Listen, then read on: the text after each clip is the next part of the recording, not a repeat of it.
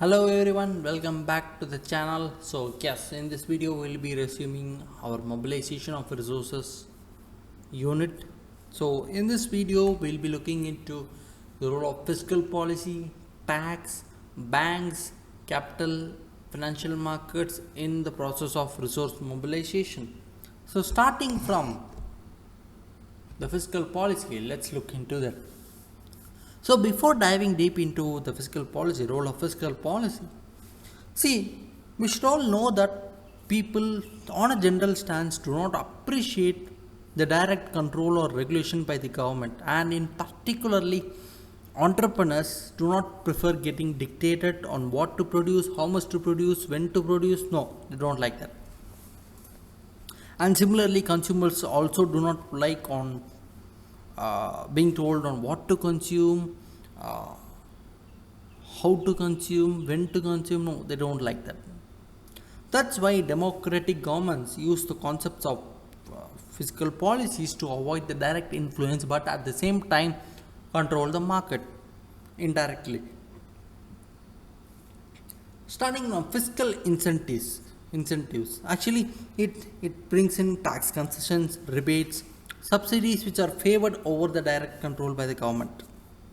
See, here the government uses these types of tools to encourage production or encourage the behavior, like providing subsidies to certain industries or products. Example we can say is the government is providing subsidy to set up a solar rooftop in the houses, solar and to produce solar energy, which can eventually reduce the impact on the conventional way of producing electricity, that is coal based electric power plants. No, that's why fiscal incentives are provided. Next one is for resources to grow, taxation plays a crucial role in the mobilization of resources. See, it can happen only when there is a properly designed tax policy. See, using that taxes, the government can raise funds for public investment and also simultaneously promote investment, which not only facilitates the economic growth but also gives equitable distribution of resources. Next one is public investments. See, public investments is very necessary, particularly in the developing countries, because infrastructure development, education, and healthcare in particular might not have much investment from the private sector because of the scarce resources of capital. That's why public investments are very relevant, much relevant in developing countries, and the fiscal policy can help the developing country in that in investment towards that. Next one is direct taxes. See, capital gains tax, wealth tax, gift tax, estate duty, they are also very much important or essential for the formation of capital, which can help in reducing the income and wealth inequalities too. So these are few points which fiscal policy plays into. Next, the role of taxes. See, for a quick economic growth, strong foundation of mobilizing resources plays a vital role, and this is where the concept of taxation emerges. See, which also serves the purpose of augmenting collective savings for public investment and also to foster the private investment. As I said in the earlier part, a well designed taxation system plays a vital role in elevating the savings to national income. See, the gross financial savings to GDP ratio declined by 3 percentage from 7.3 percentage to 5.3 percentage in between 2022 and 23. This is something we should take into our mind and work on savings, which will eventually help in the investment. See, India has a very organized structure, tax structure, which clearly defines the authority between the central and state governments and the local governments too. Like central government levies taxes on income, which except the agricultural income, custom duties, central excise, service tax, all comes under the central government taxes.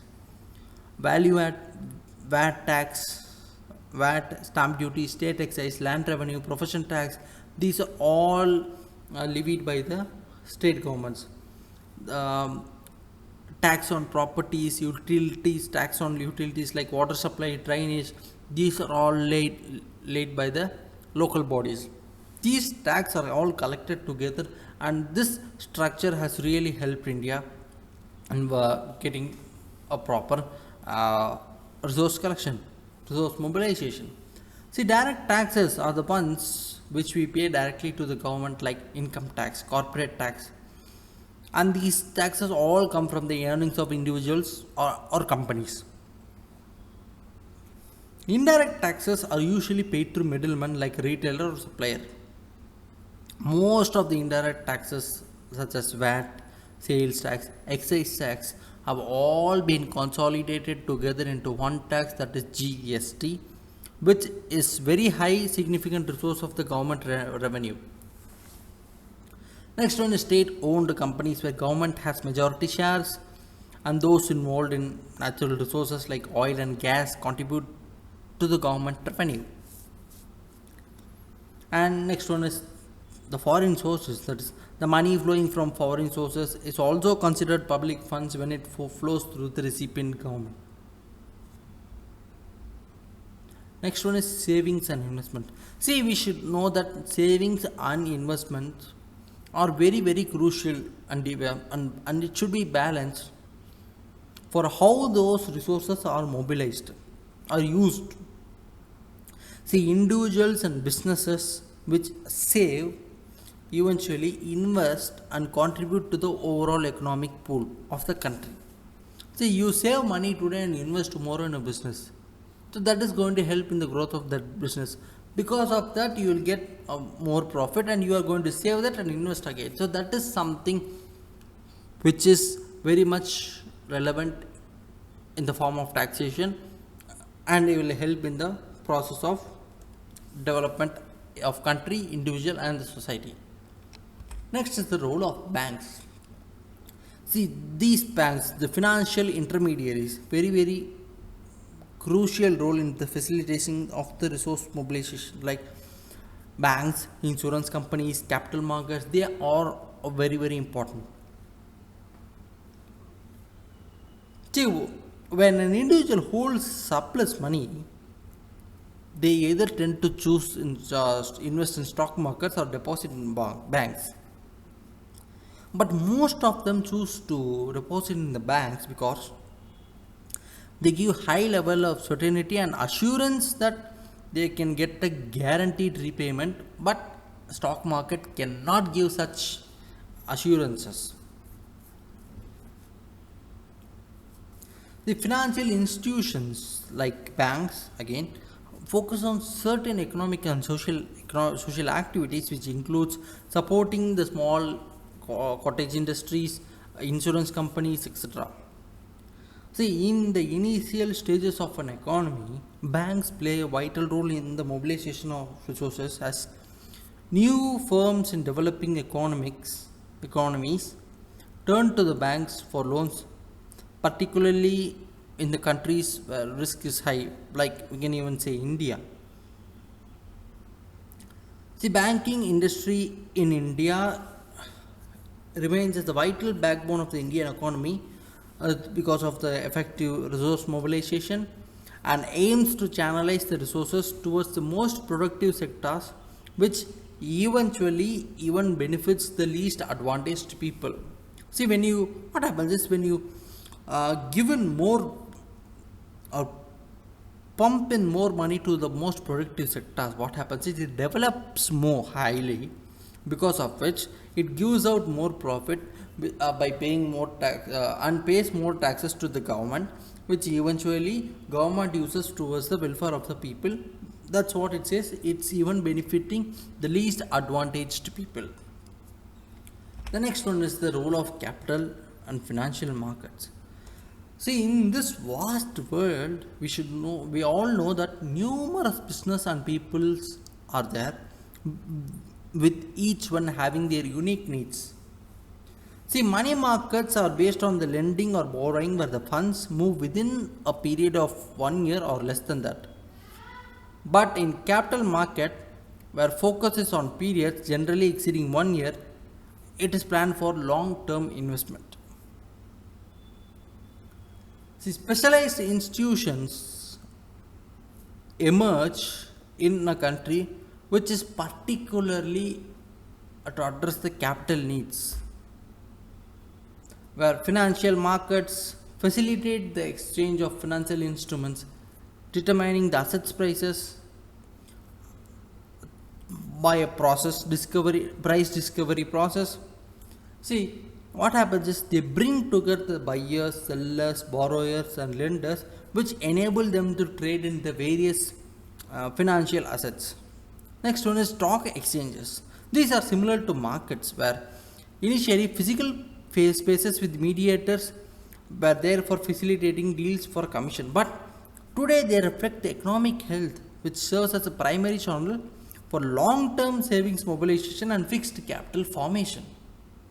That is something stock exchanges play today. Next one is savings in the form of insurance, provident funds, pension savings eventually contribute towards the significant investment figures. See, what happens is with the longer maturity periods, these are well suited projects for financing projects which has extended gestation periods, like for infrastructure development 5 years, 10 years, 15 years, 20 years. These funds from insurance, provident fund, pension savings can all contribute towards such things which has longer gestation periods. Next one is angel investors, like they are nothing but friends or family who support small startups by providing one-time investment or ongoing investments.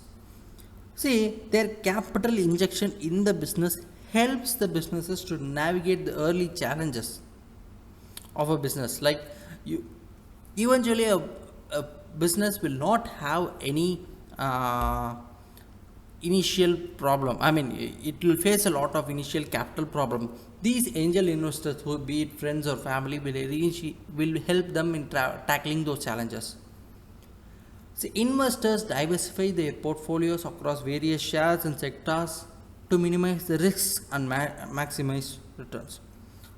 See, mutual funds on its part offer a strategic approach to balance investments in both debt and equity.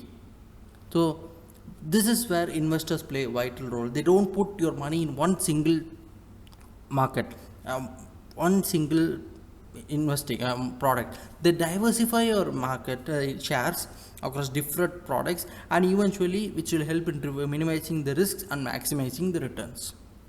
So this is all we read about the banks, fiscal policy, markets, tax, banks, tax,